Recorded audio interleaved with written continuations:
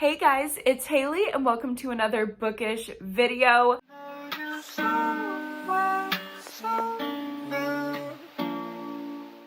Today I'm coming at you with another installment in my top 12 recommendation series. Yes, another. I know y'all are getting a ton of these this month, so I hope y'all are enjoying them. I've actually been getting some very sweet comments about these videos, and I've seen all of your suggestions. So if you have a suggestion for a video that you would like to see in this series, please leave it down below. I am screenshotting all of them, filing them away, and if I've read enough books to make a review video for that topic, I will give it to you in the next few months. Thank you guys so much for those suggestions. But if you haven't seen an installment of this series before, basically I go within the thriller and horror genres and I look at the subgenres, tropes, different little niche things in the genre, and I find the top 12 best books that I've read that include that trope or fit into that subgenre, etc., etc.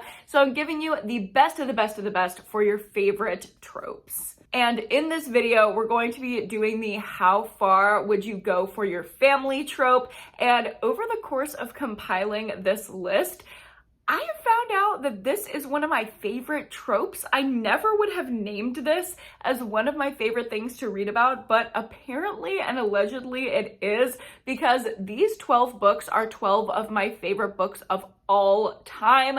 These are all bangers. These are all absolutely amazing. So apparently this is a trope that just really, really works for me, both in thrillers, domestic thrillers, crime thrillers, and horror, from extreme horror to regular horror to light horror and everything in between.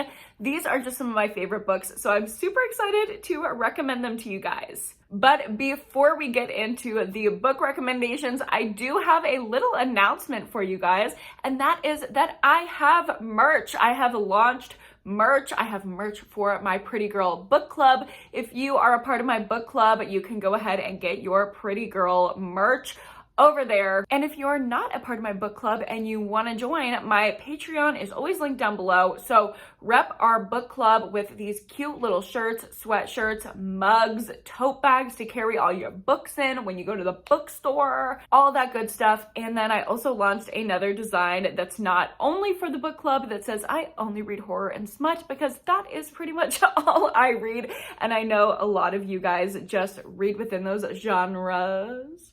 Is smut a genre as well? So I mostly just made this design because I wanted a hoodie that said it. If you do too, that is also up. I have a ton of fun designs that I'm going to be releasing over the next few months, so keep an eye out for that, and I'm sure I'll be repping it in future videos.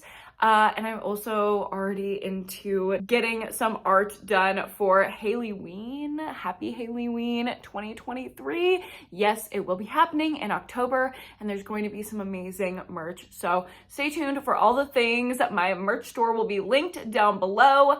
Go shop if you want, but no pressure. All right, period. Let's get into the book recommendations. Before we get into the top 12, I do have a bonus recommendation for this video. It's actually a baker's dozen, not an even top 12, because I had to mention Pretty Girls, but I know that I've mentioned this book in a million videos at this point, so I didn't want to count it as a one-off recommendation in my top 12 because she transcends all books for me. Pretty Girls is my favorite book ever of all time. I've read it multiple times.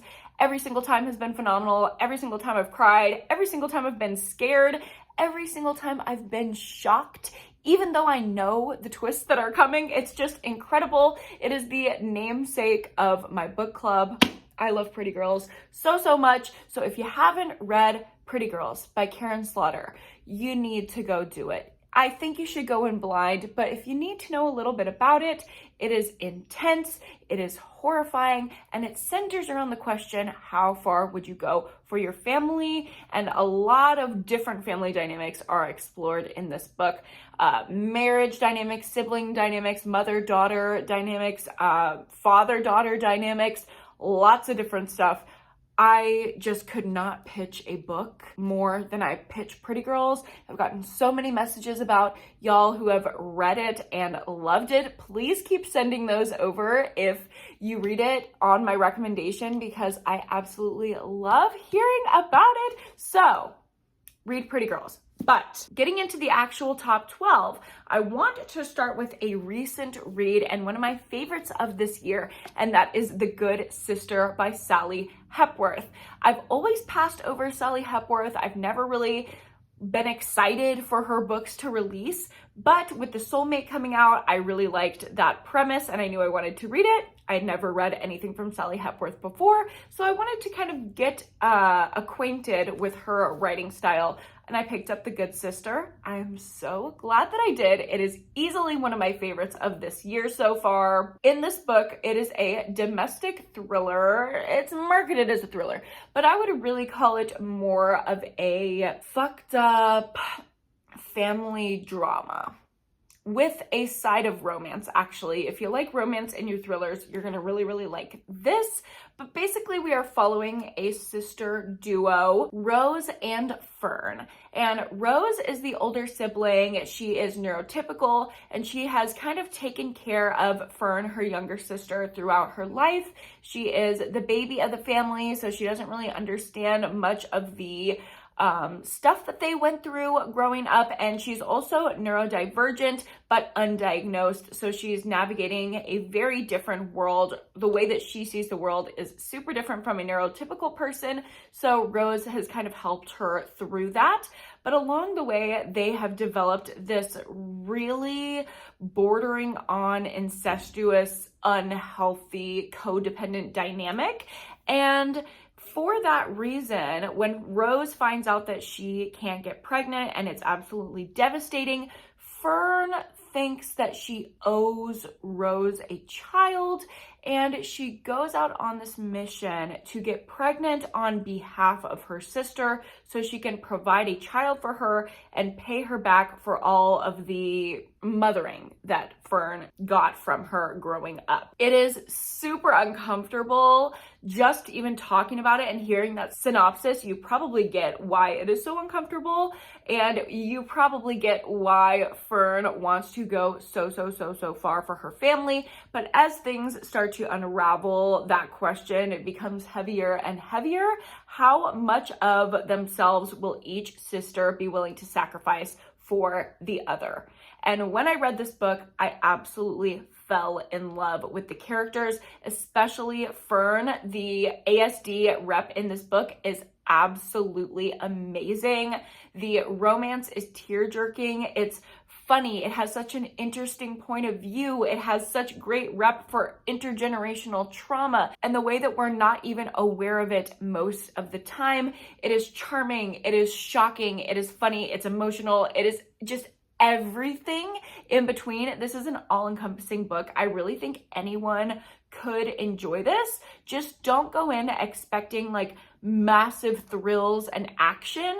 This is not that type of a thriller. It is very much an understated domestic thriller that reads something like a Lisa Jewell.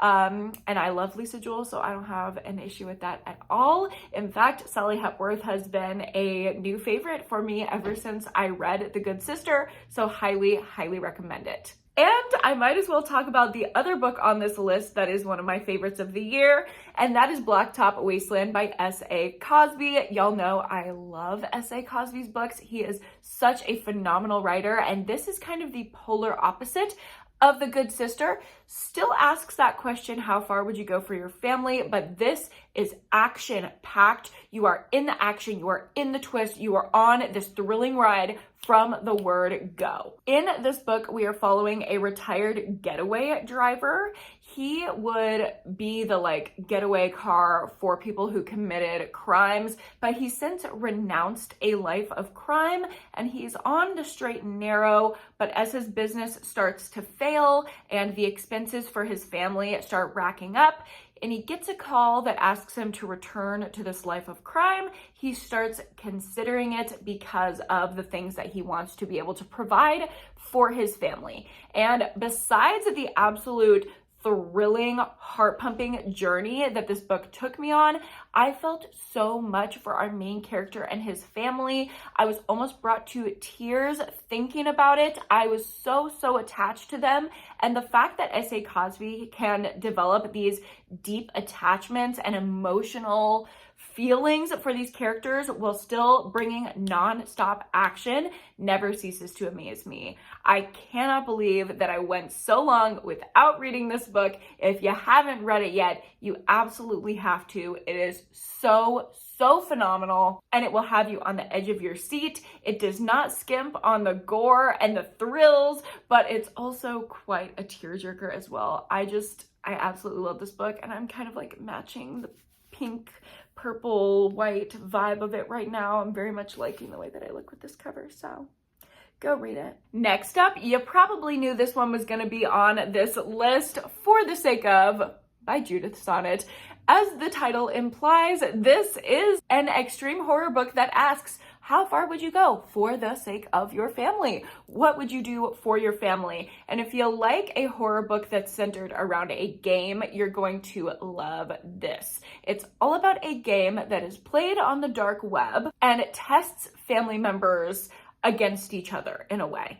So I'm kind of thinking of the second book more than the first one when I talk about this. The first book I loved a lot, but the second book is an all-time favorite, so highly recommend reading the whole series. But the game gets bigger and bigger with each installment. I'm super excited for the third one to come out this year as well. But basically, family members have to go through increasingly more traumatic and disgusting and deplorable tasks in order to have their kidnapped family member not be killed. Basically, in order to spare them, they have to go through more and more traumatizing tasks. So in this book, we're following, I believe her name is Tabby. Yes, we're following Tabby, and her daughter was kidnapped, and we have to see what she's willing to do to save her daughter. It's a more nuanced scenario in the second one. Again, that one is like my all-time favorite, and I'm super excited for the third. Next, let's talk about one of my underrated faves, but also one that I get a ton of messages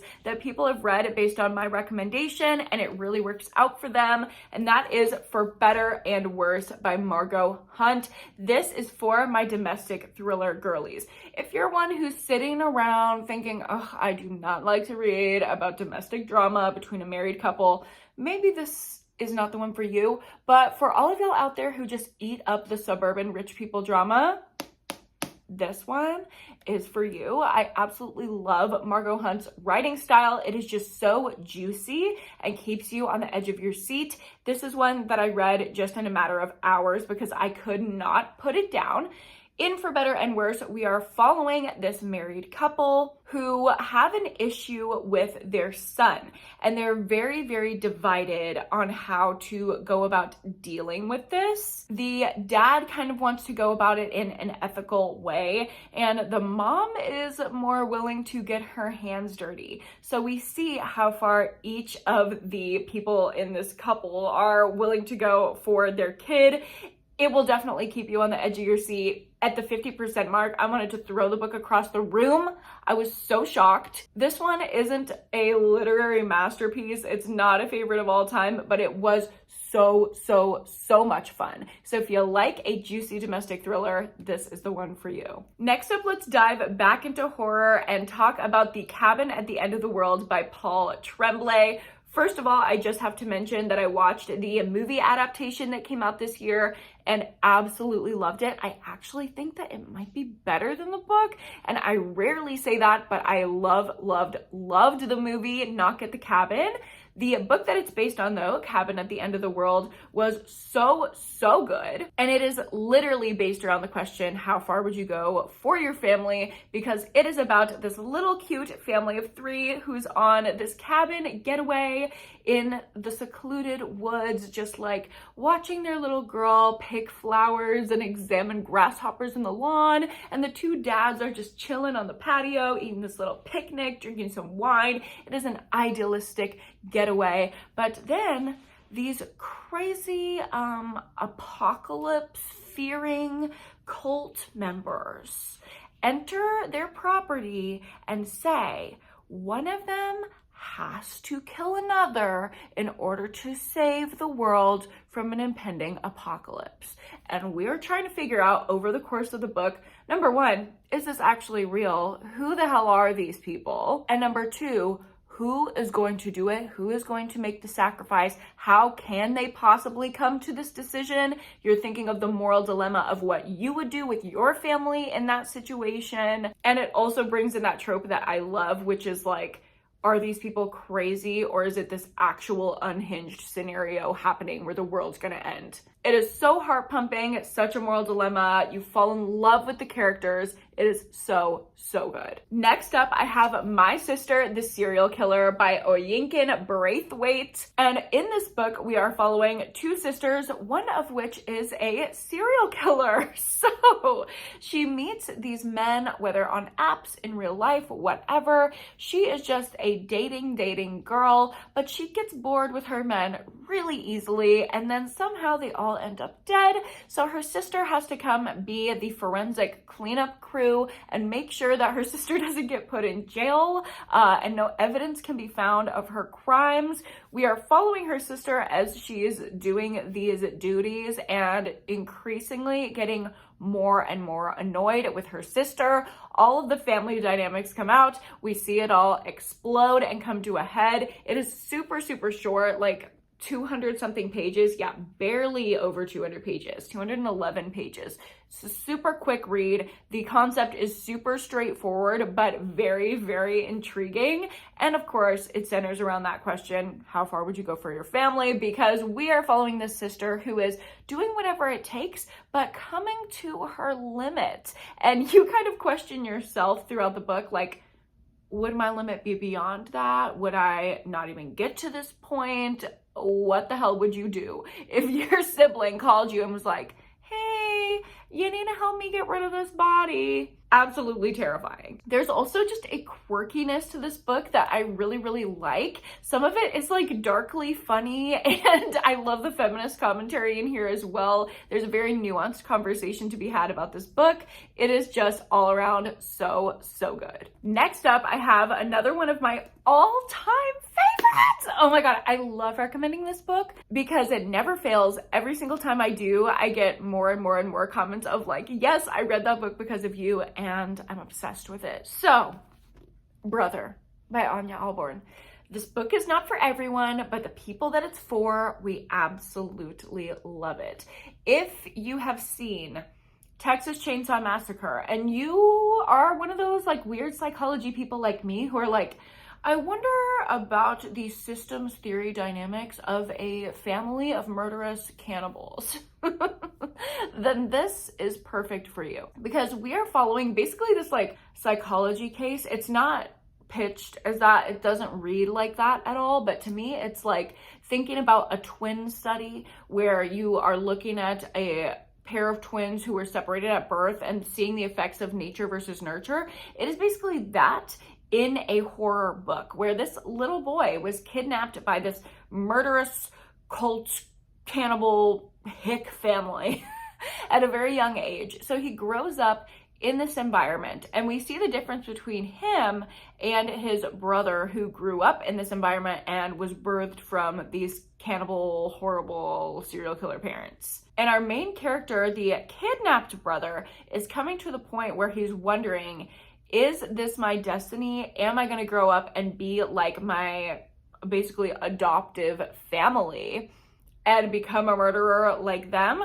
Or is there something in me that's telling me this was not the path that I was meant to follow? And then we're comparing that with his brother, and we see all of these things unfolding in the family. It is gruesome, it is gory, but it is not fast-paced, okay? This is very, very character-driven, and we're basically just parsing through the family dynamics here in this completely abnormal, ridiculous scenario that's also very, very tropey in the horror genre. I feel like this is such a common thing of like the Texas Chainsaw Massacre, Wrong Turn, Hills Have Eyes kind of weird inbred family. It kind of takes a serious look at what that dynamic might be like if it were real. But of course, it has all that good horror stuff in it as well. And I could just talk about this book for hours. I absolutely love it. Every single part of it, the action, the ending, the characters,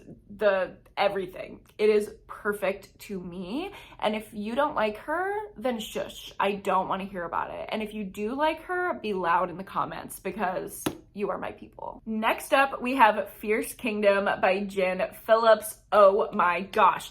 Opposite from Brother. This is not a character-driven story. This is very, very plot-driven, and the plot is tight. It all takes place over one harrowing night where a mother and son are caught up in an active shooter situation at the zoo. We follow them as they are running, trying to escape this high-octane, absolutely terrifying situation. And it's in such an interesting setting, taking place at the zoo. And we're just following this mother try to do everything she can to protect her son. And of course, they run into obstacles along the way. It is so, so thrilling. And you're falling in love with the way that this mother just loves her son so much. I feel like if you're a parent, this is either going to be a completely traumatizing read, or you're going to be feeling so, so seen in the depth of the love that a parent has for their child. But either way, it is all about what you will do for your family, and it is so, so good.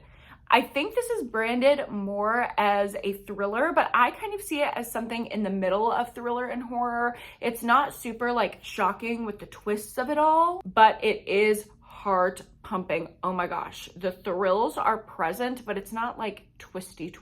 It's more of like the reveals that happen in a horror book where you're like, how can this possibly get worse? What more will this woman have to do?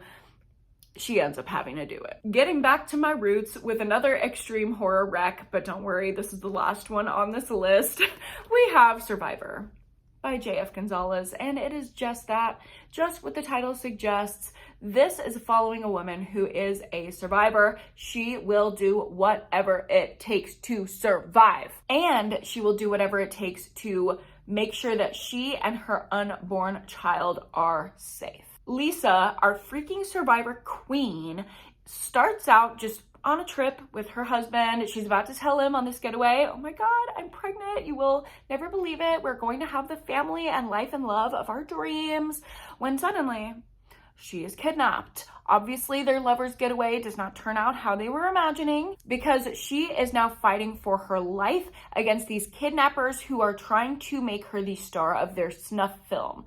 It goes absolutely off the rails, but not quite as far as some other extreme horror that I've seen. Don't get me wrong, this is absolutely horrifying, gory, triggering, goes to a place that not a lot of books are willing to go, but I think it does it in a way that's not as completely traumatizing as other extreme horror books, because we are so firmly on the side of our main character that some of the could go here or there morally gray actions that take place only take place for her and her baby and her husband's survival. How far would you go for your family? This girl will do it all. And you will not believe some of the things that she is willing to do. I was just enraptured by this book. It's the book that got me into extreme horror in the first place. I highly, highly recommend it. I know that it's really, really difficult to find right now. Please don't buy a copy of this book that's like $50 or more. I've seen some copies of this book going for like $300.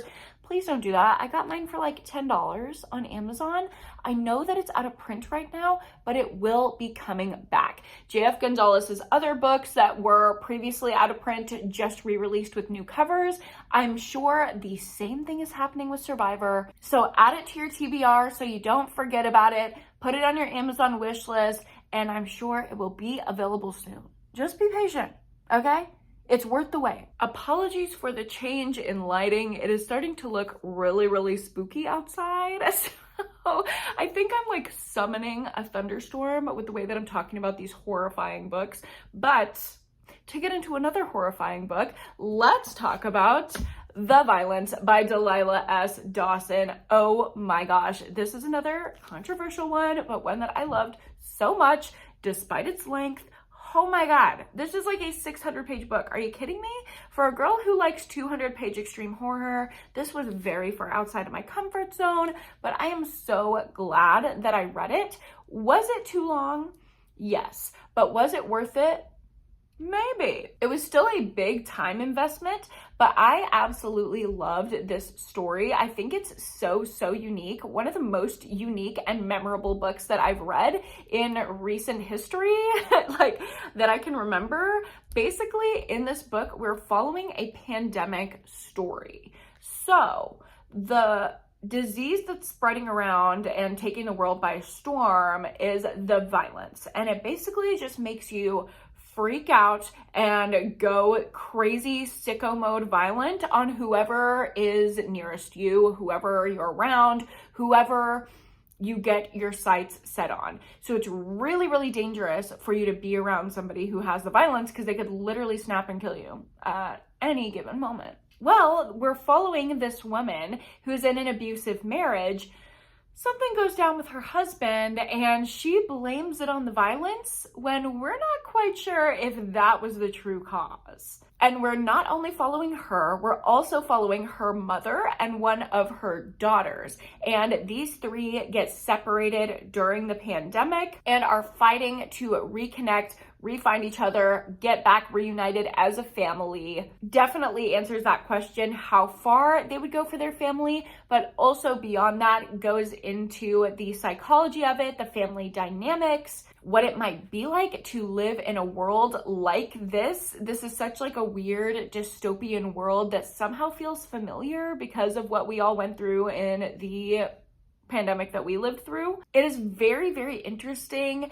And of course, it has some horror vibes. There are some pretty intense, gory scenes in here when the violence is actually occurring. But that's definitely not the entire book. This is mainly very character driven, not as much plot driven. You have to understand, if you're taking Rex from me, I love character driven books, and I know some of y'all out there like it too. I haven't heard too much about this, and the reviews that I have heard are just like, it's way too long, but I actually loved what this book had to say, and we had a really great discussion about it in my book club, so I highly recommend it. Next up, let's talk about How to Sell a Haunted House by Grady Hendrix. Another one of my favorite books of 2023. This might be my all-time favorite book of 2023.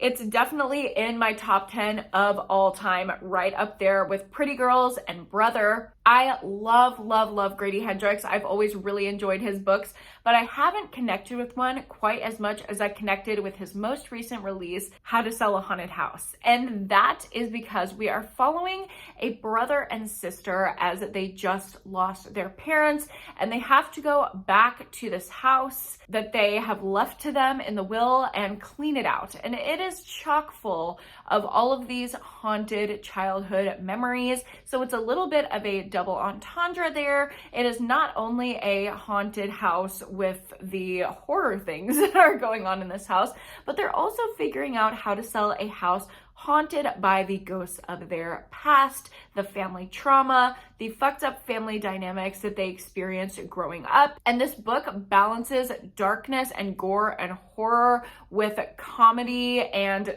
dark hilarity and lightness and real emotion so well. The same way that it balances these real visceral emotions and real life scenarios that deeply resonated with me, with the absolute ridiculous out of the box horror that takes place in this book.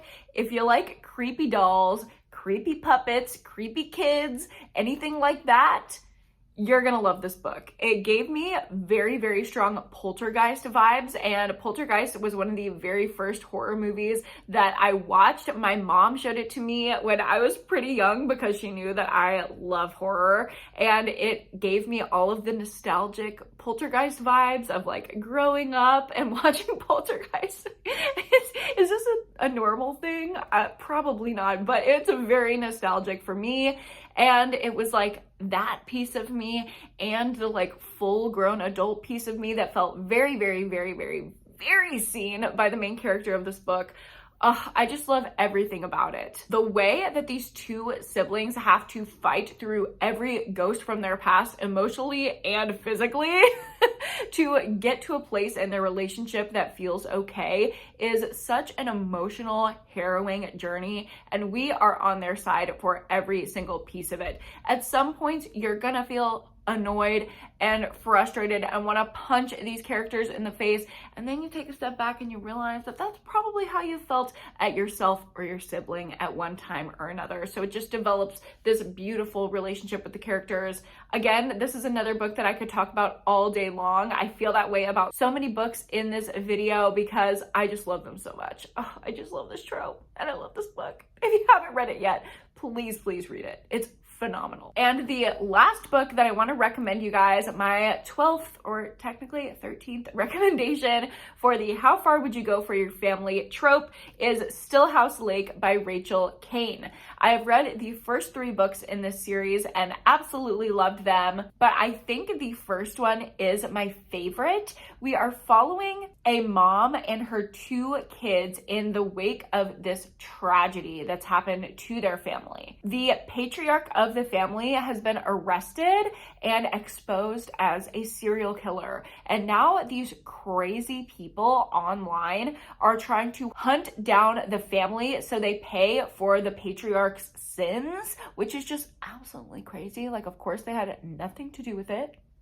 Or did they? But either way, the how far would you go question applies twofold here. How far would this mom go to protect her kids from their evil father? And then also, how far would this dad go from jail to try to keep his family in his evil clutches? This is another one that has a great balance between heart-pumping thrills. This is definitely true to being a thriller, and the emotional character development. You care so much about this family, and I love this series so much. I would recommend this for fans of Jennifer Hillier, Karen Slaughter. If the thrillers that I tend to recommend are some of your favorites, then I think this one will be too. Stillhouse Lake, gotta love it. And with that, those are all of my top 12 how far would you go for your family horror and thriller recommendations. I hope you guys got some good new recs for your TBR out of this video. If you did and you liked this video, go ahead and give it a like and subscribe to my channel if you haven't already. There is merch linked down below, so go shop till you drop. And don't forget to go to therapy and read a book this week. I will see you guys in my next video. Bye!